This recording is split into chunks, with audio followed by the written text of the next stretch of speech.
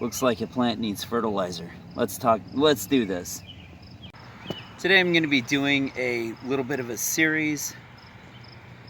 This is going to be the first video in the series. We're going to be talking about fertilizers. What to use, what you can use cheaply, what you can use free, and some weird wild stuff. Today we're going to start off with rabbit manure. So rabbit manure, you can actually apply fresh. You don't have to compost it. Something about rabbits and their digestive system is they don't secrete any salts. So it doesn't have to compost down. You can literally put it on as green as often and as quickly as it comes out of the rabbit. So let's do that for these poor squashes here because they're yellow.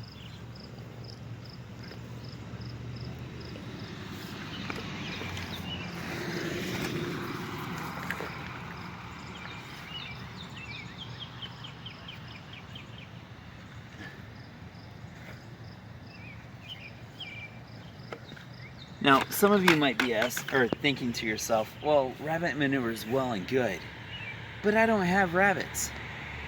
Okay, not everybody raises little fluffy creatures to be eaten or to have as pets. Fluffy. But if you don't have rabbit manure and you don't have any friends that have rabbits, then you can still look into the rabbit feed. Alfalfa is really high in nitrogen. It's really good. You take it, it comes in pellets, and you just soak the pellets in water and it breaks apart. And it's kind of a long-term time-lapse nitrogen feeder, and it really helps out the garden. Now I know one of my subscribers is going to say, I know you did something about urine. You gonna do urine? Come on, I know you want to. You're gonna do it, aren't ya? No, I'm not gonna tell you to dilute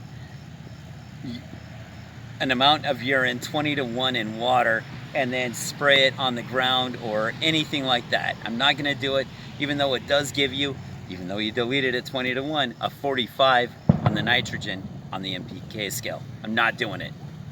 Ever. Please?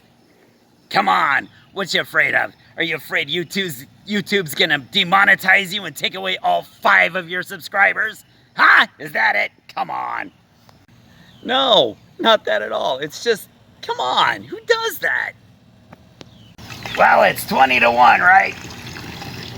Look, if you don't do it right, it'll be gross, so maybe. We'll see. Yay! Hey, I want to try something real quick.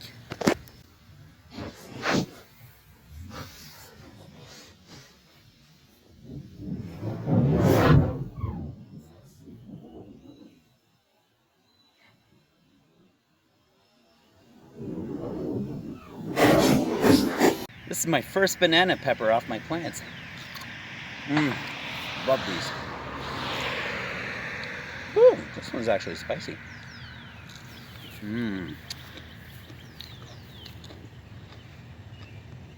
I love eating food. It's good for you and healthy. I hate these bugs. They're Japanese beetles. They're invasive and they'll eat everything. Look what they did to this wild grapevine. They're nuts. But what bothers me more is it's right next to my garden.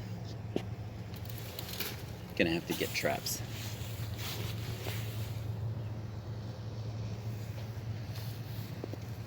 So somebody asked me, why don't I care about the grass in between the rows? I actually do that on purpose. It helps with the mycorrhizal fungi. It gives me a little bit of work and maintenance during the year, so I have to take the hula hoe and make sure that I can pull the grasses away from what I'm doing. Keep those. Check out my eggplants. Ain't that cool? So it gives me a little bit extra work, but for the mycorrhizal fungi, which grows back, if you keep plowing it and tilling it over and over and over again, the sun will come down and beat down on the ground and kill the mycorrhizal fungi. And that is basically a fungus that lives underneath the ground that goes between all the roots of all the plants. And the plants actually share their nutrients with each other. It's really important. Sorry, mosquito. It's really important for the plants, for their health and for each other. The garden actually grows better when they share their nutrients. So that's why I do it. Is it hard work? Yes. Is it worth it? I think so. Next year, because I started this garden this year, next year the layout will be a little bit different. It'll be a little bit easier for me to manage and maintain. This is a first year garden, so I want to make sure that I keep it alive as good as I can. Video to come on what we're going to do to lay these beds to rest and allow the soil to be built up and the structure to be better and stronger. Everything that I do, with the exception of some fertilizers, is actually to build up the soil for next year. So this year, this is a product of how fertile the soil is. Next year will be a product of how fertile the soil is, plus any amendments and additions I do to it. So, hope you enjoy. Stay tuned.